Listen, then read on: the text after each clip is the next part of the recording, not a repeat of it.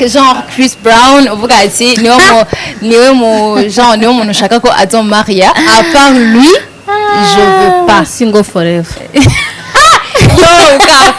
yo ko siruje cyo kubaza urumva ikintu umuntu umufana wawe ukoreye kiri exceptionnel genre mutari muzinanya apa nawe ndivuga ati ngutsondo tuzinanya genre kiri exceptionnel ukavuga ati kiki vuba cyane biba higeje abantu gikiye amahera angahe oya ntanda oya tubwiye 50,000. wow kandi twari tumaze kuvugana ngira nka 2 fois ubushe bona aturitse bon si cyane hanyuma akaba ari umusore wa nondi okay publicité urumva ntari single hari single abantu bamuraba bakibaza ko single ariko Scott akindondera nukuri nta dute nigeze ngira kuko ni sansa nkumengo ntaza kumfata nk'umukozi aza kumfata nk'umuntu tubisangiye collègue umva ego vraiment Scott vraiment là derrière uti bufise uzwamana umugani wa Bera ngo sheri we aragiza arahiriwe kandi ari single and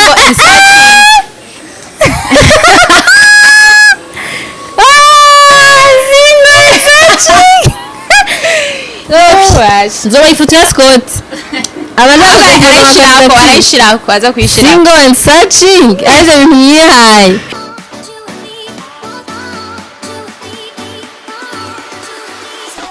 Hello abashu murakomeye mumeze neza karibu cyane kuri Magic Channel TV ndibaza ko hari abantu bataramenya neza nitwa Ornella Kim ndi mushasha hano vraiment muze muradukurikirana mutwitwararika mutwitaho murabitse ko muri abo bosi bacu kuva kera vraiment umwamye muhari hama uyu munsi fise umushitsi mushasha ni mushasha ndamuvuge gute anyway yako muramuzi yantuka umustar wacu basho murasugira ndamuronke narize maze indwi yose ndiko ndamurondera katumuye karibu. Merci mugani warize bana kubesha haramuze mubona mu maso yi yashawe watu ya warize ayo maya eyeliner wayavuye bite none yose urakomeye karibu mwe kutagenda kwatira ndashushe sha tagenda kwatira nagenda kugati suriya vyagenze gute yaje gute hewe vraiment muze muranyakira bien ngiye no kubaza nije nanda guhostinga ndakubaza ibibazo mu biganiro ariko no musi niwe ugira umuhosti twahinduranye umunsi merci bon Ornella batamuzi yari mu modo mannequin je namenya ari mannequin hama nabyibushe bona aturitse bon si cyane hanyuma akaba ari umusore wa nondi okay publicité urumva ntari single hari single abantu bamuraba bakibaza ko single hanyuma karibu umwuga antuka vraiment muri debrouille biko biratse Scott nyuma byumva gute azaraguha ko Scott n'umwigisha mwiza entre tanje n'abanyigishije uzomwumvire ibintu zo kuguza uzavyemeye c'est vrai ah bon navyaru oya nje byataye oya Scott mbona yene dufite ida ukamengo nya ibintu bisanzwe tubazo dukoresha girlfriend tuvuge histoire ya again twariziye mwo rimwe na Scott nivyo Scott twaziye rimwe yaraniwe yankweze arayinzanamwo hama uyu munsi afise Magic Channel jende muri Sirene twese tumeze neza atwebera gesho ko umuntu atangwa musagorengana nawe ariko arapambana mugabe ko biragenda neza njo ivo sasa zikusa neza no jewe nta kintu nakimwe cyo gusa neza hewe ahubwo ndagutera inkora nta kintu nakimwe urabitse ko ukundwa cyane wewe mbega hewe nagiye ahantu umukobwa mwambwira hewe ngo ujyungu nabonye shango ifotuzanye na HOSY ngo manu y'umukobwa ngo ndamugwaye ngo ndamukunda I was like nabahoro nabihevye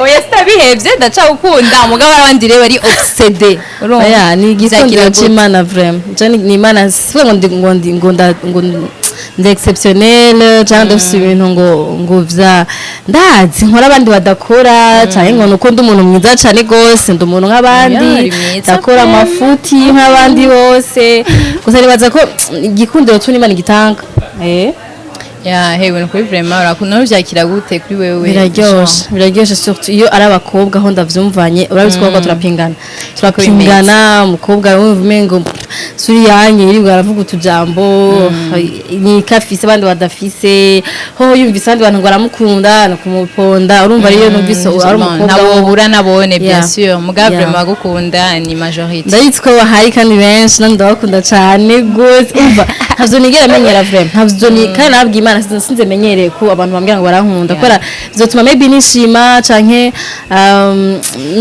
numva ko umuntu abimbwiye sindabiha agaciro hama birisha kumublessa batumura kubwiye ngo aragukunda gushura mu cubu ushifata nkaho menga okay merci cumenga nyenese wigize umuntu atari nabwo ariko ntabwo nshobora kubera ko tuvuga ndamukunda bekubera iki ameze kujyanye urumva nambashaka nyene bibe bishasha umuntu abimbwiye barabanyatike message maremare nkasaba nkumva shaka kurira nkavuga yo wow mani shimwe kore ko abantu bankunda wow biraryoshe antuka ndabizi urumva ahantu partout ahantu hose ngiye surtout kijya gihe twifotozanya yo mana byari ibintu byatari cyagihe cya emission cya emission ashobora hose bibasa nenda kubaze amabizu ndakubaze kwanza jean ko ufite n'abafana benshi niki umufana baragukoreye ukavuga ati bada ni vyiza gose ukundwa kabisa jean ikintu umuntu umufana wawe ukoreye kiri exceptionnel jean mutari muzinanya apa nawe ndivuga ati ngo dusondo tuzina jean kiri exceptionnel ukavuga ati kiki vuba cyane vraiment ngeje aho bantugikiye amahera angahe oya ntanda oya tubwiye 50000 wow kandi twatumaze kuvugana ngira nka 2 fois ni byinshi hari ibintu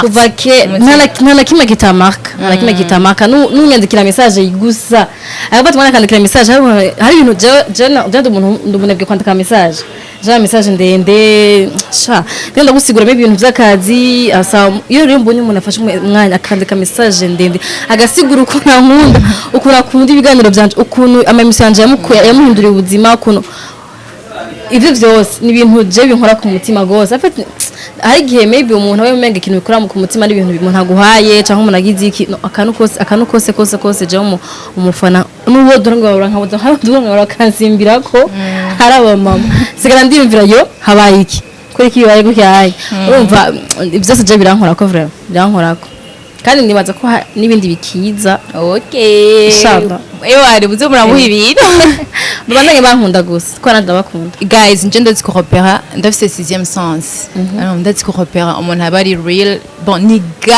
gake ni hand umuntu abari real cyangwa umuntu abari fake mugabo du genre ndavye ozi ngerageje ku describing ukunda kubona genre ari réel kandi ari humble arafise aga self confidence nzi ko muwe mubona amastati yiwe afise self confidence tebwo kuburyo umuntu wese ushaka mubone havagira ati none umuntu kuko ibintu mu Burundi turabitahura ibintu bya self confidence umenga urishima umuntu ngize umuntu hatari ariko vraiment for real ari réel kabisa kubera kuba fake biraruhisha ndabizi kabisa none uzimbe ndako ahubwo nyene uranyibukije warigeze gupostinga kuri yembe yari he warigeze gupostinga kuri TikTok reka nicare rero tutera inkuru warigeze gupostinga kuri TikTok genre Chris Brown uvuga ati niwe muntu ushaka ko azomaria à part lui je veux pas single forever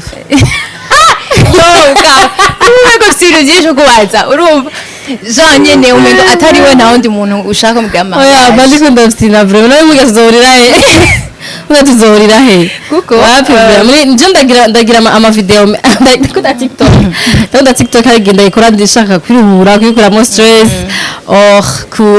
nkabona akantu k'umuntu agize kakandyohera ama maybe nkakimita ça veut pas dire ko abo mutima kanje canke ngo niko jewe meze oya gusa so atikiba alone umuntu akoze kikantu nkwenza aje ndagikora na jewe enda kubaza sino ibaze Kristo Yesu anyways kuko ariko bon nta kintu ndabishikira genre abantu benshi bazi ko gusohokana na Alpha sivyo ukaje postinga bijyanye none nta munsi ari mwana kubwira ati babe sava bitwaye byo gufsina ntibimubabaza abitwaye byo gufsina bya vrai mukundana nk'aba gangs brown izo nama couple bitaba oya none ibintu hari umuntu afite ubwenge ashobora kubishobora oya kuko hari ukuntu uhora postinga n'ababebe bawe kujya kuntu genre ugapostinga bebe babiri alors ukaca ushaka na papa wawe ukaca uvuga ati mes trois amants ibintu nk'ivyo nyene genre ko aribo bantu basignifia quelque chose fort mu buzima. Ok, c'est vrai. Alors ntara kubaza lo type abaza none je basi place yanjiri arayizi mana ndapfuye kumwenza kwanza ayizi gute arayizi. Bon, hari abantu ubabuze mu buzima ubabara cyane. ubabara vraiment mubuze ntubabara cyane. No, ndikunda kubwira ati abantu ubabuze ubabara cyane. Hariho nabandi ubabuze wumva kuza guca busha no guhagarara. Kumva no I can't live without uyu muntu. Urumva? Jewe mu papa wana ndamusengera iyo azokwame umva azurambiye guma niho kubera ko niwo mu sena bivuga. Niwo mugabo wa mbere ngora kuri iyi si. Ndabira ko akarorero nigira ko ibintu byinshi ngize stress telefone akambwira ndakunda gusengera urumva. Antuka uwo muntu namaraso yiwanje ndamutsuva nkiri umwana ibintu byinshi. Umutipe cyangwa umugabo man habaravana hamubuza ukabandana. Okay. Nibi je ndabize muri ente. Urababara? No ndiyo ndindira hanze. Urababara sevre, urababara sevre mugabo iyo mubabaro uri permanent. Urababara ukwezi amezi abiri and then after c'est fini. Sabiye? Mugo umwana wavyaye. Ariko umenye ko umwana sheri azogusiga igiye kugusiga ça veut pas dire ko vya mu buzima bwa? Oya.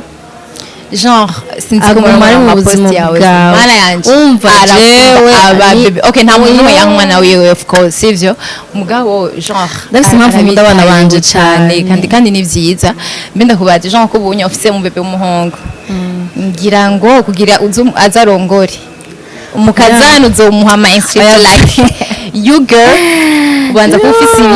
Oya vraiment azopfa je meze atwaye abana bazagira nka papa wanje nta umuntu abwira ngo aragucaguriye ngo umuntu afaksa kuba umukunda acamwuba. Urumva rero nanjewe umwana wanje ni yakunze uwo muko cyangwa yakunze uwo mutipe nkabanzi okay uramukunda umucagwe ndabakunda umwana wanje ndamaze bakafisa ubwenge nimba wamutoye nuko wiyumviriye meze kunukunuko nabara umuntu mubi navuga ati yarya muntu nimeze kunukunuko mugabo si avuga ati jewe nshaka kurya nyene nuko mbe bavuga ati jeje nzoshobora kumujeha umva nuko respect ama decision yiwe ejo twazi babiruke nyira yahuhunge bace bigira no mwanje ndamubure aya donc nibaza ko sinubwa ngo ndamutenga gutura ngo yameze kunuku deki wamukunze bebe kori niwamukunda mwende mufanye mariage. Oya ndibaza ntaravuka vraiment ntaravuka ariko azoyibona interview maybe yamabukwe anyway. Nihe future ufuriza abana bawe? Bon, abana banje ndabifuza future d'abord ya bubaha Imana bazakure bubaha Imana la base. Aussi bagira ubuzima nimba ndiko ndakora neza uyu munsi ndiko ndakora cyane kugira ngo abana bazagira ubuzima bwiza ntibaze babura ikintu. Aussi bakure ari abantu bakunzwe nabo nyene bafise igikundiro parce que utagira igikundiro vraiment umuntu uca ko murabwatire nka kiriya ndakibwiye kice ngahanya urumva mugabo umwe uciye ngahayora abana kantu aramutse abantu bose neze neza bafise urukundo hanyuma nyene bagira amahoro mu buzima bwabo. Amahoro c'est vraiment important ku muntu bituma ushobora gukora amashwa meza mu gihe meze neza muri wewe. Donc abana banda bifuriza ibyiza byose cyane nivyo nje ntagize bazi babigire bo. Amena amen. None sheri kuno vuga papa wawe like mengo mama warahari? No hari. She passed away. Yagiye mu ijuru.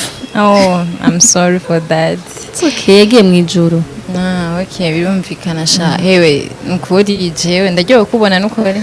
Merci. Pas imaginer. Merci. Ego kwanza shaka nawe maze umbwire ngene waje muri magic byagenze gute? No, I mean waje muri journalisme.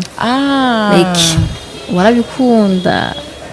Hewe jewe reka ndabatera inkuru jewe swa ngo ndabikunda canke iki. Uva Scott kwanza Scott yarandondera ambwira Ornella urabona ko abahora dukorana yuko bagiye tudarondera undi muntu dukorana ibiki amagara arambwira ati tuvugane ukuntu byogenda n'ibiki bwabera yagize ubwoba ko urabona entertainment n'ikindi urumva mu bisanzwe nje singisoma ama commentaire ajya ama video yose twakorana muri story n'ibiki sinashobora gusoma commentaire kubera no hava mba bless urumva uko abantu sinzi munyumvira umukobwa no kuri Imana sishobora uje muri oya kiretse no kuba blessé nabaye blessé mu bindi bintu urumva n'abandi bantu bari proche plus que abantu nyene genre bakuraba ku ma réseaux sociaux batakuzi uko umuntu wese ashobora gusora ikintu ishakiye n'ibiki rero kubera ko jewe YouTube c'est pas moi urumva aravuga ati biraja ko hama sindabimenya mwe mugomba kuzisoma bien sûr mubone ibintu mukwiye guhindura mubone ibintu etutu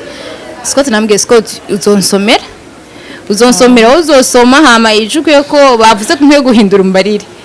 Ok, donc aba ntimutinye kubivuga. Ok, iyi ndayeme nzosoma ama commentaire, iyi nzoyisoma. Mumbwira ukuntu umuntu trouva bavyumva kandi tugiye kubaha ibintu yo guys vraiment abatanzi bazobegereza bamubazi. Ndafite du creativité du test.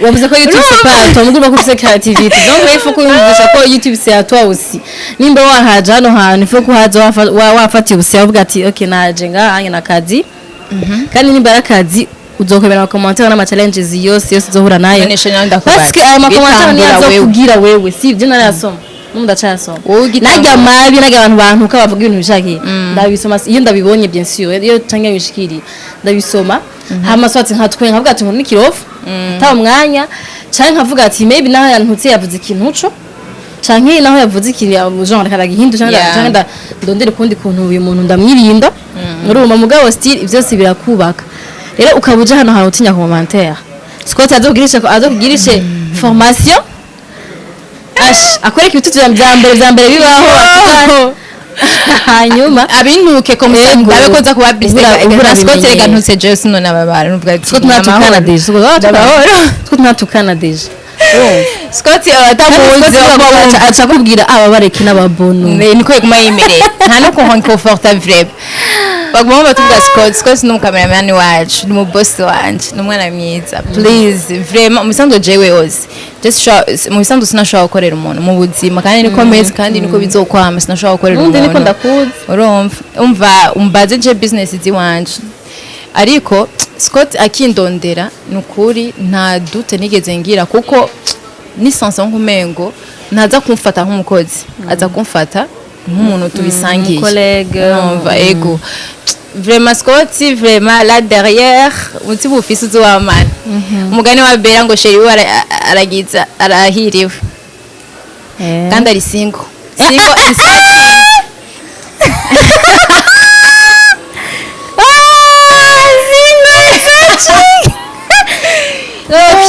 nzoba ifoto ya Scott arayishirako aza kuyishira single and searching aje ibintu yihaye ibaza nawe bari single daye nondi tubarirane mukanyo kanya birancitse arabizi birancitse sheni kuri ash ndabona ibintu nisa ozi bisiga amavuta ya gute ya bebe yaba bebe naho twisiga amavuta amwe n'abana banje kabusa guca ndafise ibihere deja nibiboneka muri kamera ntavyo baza kubona mugabo ivyo bonye biri naturel merci ko bitaboneka ivyo biri naturel vraiment ibi biba bikubera rondera amafaranga nivyo yo kurondera amahera basha dusabarambiye mwakoze kudukurikirana vraiment mudusupportinge abantu mutaragira na subscribe subscribing umva ukuri mwamukoze mu comment mumbye nawe bemereye vraiment cette fois-ci je vais lire les commentaires quoi ndabibemereye mumbwira ukuntu mumbona kandi sinishima ko nayigeze kubona commentaire par loin ngize guce gusa ngavugana Martial yo bashe niko vuga vraiment genre c'est pas umuntu misi yose yamagira amafyeri n'ibiki niba binakenewe d'ailleurs magasuri muri wavyukanya amafyeri birashi bon birashikanye nukumva aga amafyeri avuye mu jambo rya fierté quoi zo turanagira d'ailleurs okay arama ruhusha ama siren. Anyways, aha rero sinzi ko mwabonye ko Jean twahinduye ntituri muri studio ya Magic, twaje muri boutique ya Hozy. Mu boss lady tuzinanye. Ewe nzomu bamuretse. Oh yeah, naho getse. Hanyonzo mpetse. Cyo kirarwenza. Ni umuntu wese gutse kora kintwe. Iyi mipira irahari ngaha bayishaka yanditse ko mu Burundi kazi. Ego karibu nabonye n'indi mipira itesa vile. No mu Burundi. Hari umuntu yaciye ambwira ngo none ngo ari mutipe none ngo ni ngurambara ngo mutipe nambwira ati hari mu Burundi. Ego bora mu Burundi wambare visit Burundi wambare positive vibes. Okay. Hari kirato anyway nakunze. Ikigukwira shusho. Yasanze gitankwiriye. Muganda ndashaka guha ikigukwira. Urumva kufisa amafaranga gusa. Ego nukuntumira ahubwo. Hari kirato nakunze nca ndamubaza kubera iki urangura ibintu nyene vy'abahungu gusa mbango je ndangura ibintu gusa vy'abahungu ngo abakobwa mbengo ntibagura abakobwa aho umuntu yambaye abahungu baba yatwimye. Cha baba yatwimye ega umuhungu ashaguma yigurira. Urakora ivyo ndabizi. Sivyo nundi arakora atakuguri urigurira. Niko jewe sindigenda namusaba amahera. None ubwo bahungu baba yabiba. Oya mean majorité y'abantu atayaguha urigurira. Niyo afite nibwo buryo bwo kuba independent. Akiguhaye itoke atakiguhaye uracigurira kandi nta problème. Urumva abahungu ni bagura cyane ibirato impamvu ngaha mu madamu bafite abahungu cyane kurusha abakobwa. Abahungu batwitaho gusa. Oya bavuga ati turi kumwe na petition ngaha. Abahungu bazi kwitaho gusa. Oya abakobwa bamenyereye byo kuri bamenyereye Medina style amasaka ya 20,000 ya 15,000 nanje sinba nayaranguye amafaranga sinagusha ko ya 20,000 kandi ntayiranguye amafaranga bamenyereye ubu bwa 10,000 numero ki wa telefone ga 10,000 babyibe baca biruka ngo ngo ndagiye ngo nzogura ngo bya 15,000 mugo mugiye kirato ukimenya mu buzima niko bimeze. Abangu baca bagwa ntibananego bakura ko dim cyangwa 20,000 baca baguha amafaranga 20,000 yose umungu ntanakura ko hariho twanegosie 20,000 nuko kumana yanse kuyashirako mugabo ni bon ntaco mpfa kudahomba nca ndaguha mugihe bwatsi ayo mpaye simpombye. Urumva ko karibu cyane mwese n'abakobwa mu hari batubwiza ama t-shirt hari amahereni ya bien abikodiye hariho okay ndabwira amakandi imipira dufise ndafise imipira ya Visit Burundi imipira y'umurundi no murundi kazi imipira ya Home Sweet Home imipira ya Tugumadori turatesa positive vibes n'ibindi hari imipira ya Burundian Excellence hari hoodies imipira y'imbeho makaba n'amasaka meza kadite ya bien ya Dubai n'ibirato by'abagore n'iby'abagabo. Karibu n'amakamba mbiri hagera hano. Karibu rero bashavima nimwitinye kandi na support irimo ntuvuge gusa ko mukunda ku munwa ufise dollars cyangwa ufise ayariyo yose tu viens ugateza imbere umuntu bishire mu bikorwa ya 10,000 jewe ni voilà. Hanyuma adresse ni muri ville kuri boulevard de Prona juste en face à face à la station yitwa Mugaz birarabana ni gare yitwa Light ucinjira muri gare yitwa Light urabona magaza igira kabiri d'abord iranditse ko hejuru ko ari Sawen boutique ariko yego ni ben ni magaza ya kabiri ni magaza ya kabiri winjiye muri gare ucu habona deja bamaze kubona iyi video ucubona ahantu hameze nko unca binjira uzohasanga umukobwa mwiza cyane yitwa mutoyi wanje ni wazokwakira barasa muzosha mubona deja yego karibu. Merci Nera. Merci tu t'es débrouillé neza je ngitangwa nakora ama message ya 10 minutes siko turavyibuka kora nkora message za 5 minutes ngitangura nakora message ya 5 minutes wari ukoze message ya 30 minutes donc félicitations ngenda merci félicitations bizoza biraza ni buke buke si iminsi yose umuntu usanga atanguye ikintu ubwo nyene aca gishobora ubona wow oyaye oya ndabikunda gusa journaliste ntiyari vya trop gose mais ubu ko ndabigiye c'est pas journalisme ni juste ni animatrice voilà kwa imana n'ibisanzwe no kuza gutera inkuru abantu kuvugisha abantu tuze turatera inkuru abo nzagira na story time abari pour muze murabishiraho ndabatera ama story time kwanza ukuntu nahuye n'ibintu by'ibisanga n'ibiki anyways kandi wageze kugira vlog YouTube channel ya ma vlog je ndayifise ahubwo rero murikirane nanje muri Kimana ubu mugiye gukurikirana ibintu bitatu Magic Channel TV Silent Vibe TV na chaîne ya Kimana Ornella nuko muzikurikirane akugabanya beza mu Burundi muze mutwitsaho Jean ijya ntuze yanje ndashiraho gusa ibintu by'ama vlog hano mba natembereye n'ibiki si ibintu nyene vya journalisme n'ibiki haba murakoze kudukurikirana nukuri muze du supportinga comme vous pouvez merci beaucoup pardon bisous bisous